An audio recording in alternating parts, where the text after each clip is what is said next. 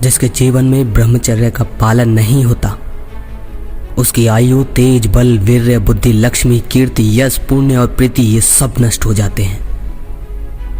उसके यौवन की सुरक्षा नहीं होती।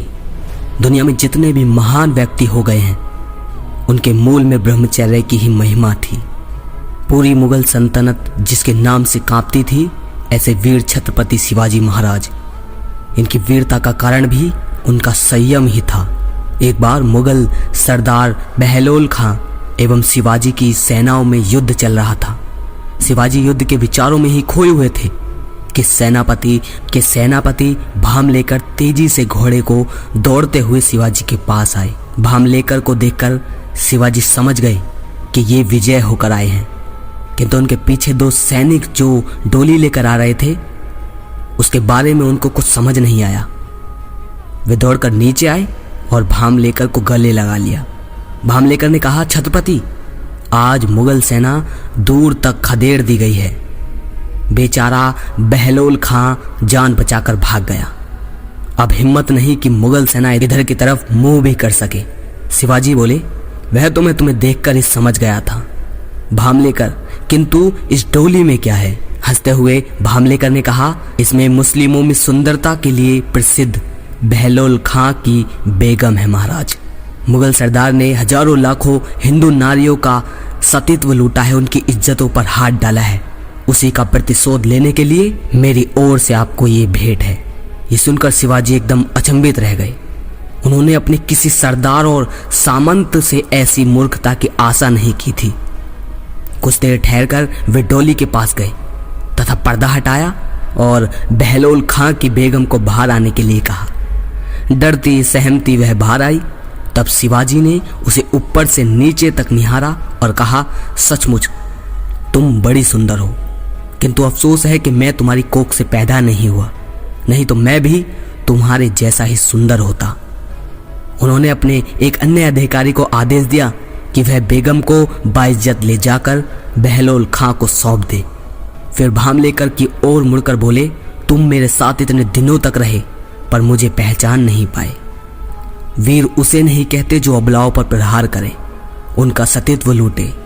हमें अपनी संस्कृति, गरिमा और मर्यादा का ध्यान रखना चाहिए।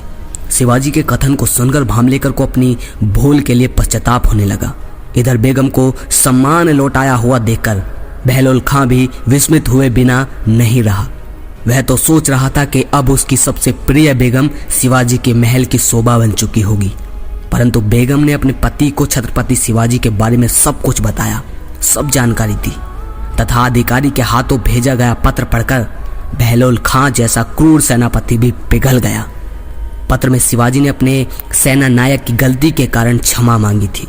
इस पत्र को देखकर स्वयं को बहुत महान वीर और पराक्रमी समझने वाला बहलोल खां अपने ही नजर में शिवाजी के सामने बहुत छोटा दिखाई देने लगा। उसने निश्चय किया कि इस फरिश्ते को देखकर ही दिल्ली लौटूंगा। इसके लिए आग्रह पत्र भेजा गया। बहलोल खां और शिवाजी के मिलने का स्थान निश्चित हुआ। नियति तिथि, समय व स्थान पर शिवाजी बहलोल खां से पहले ही पहुंच गए।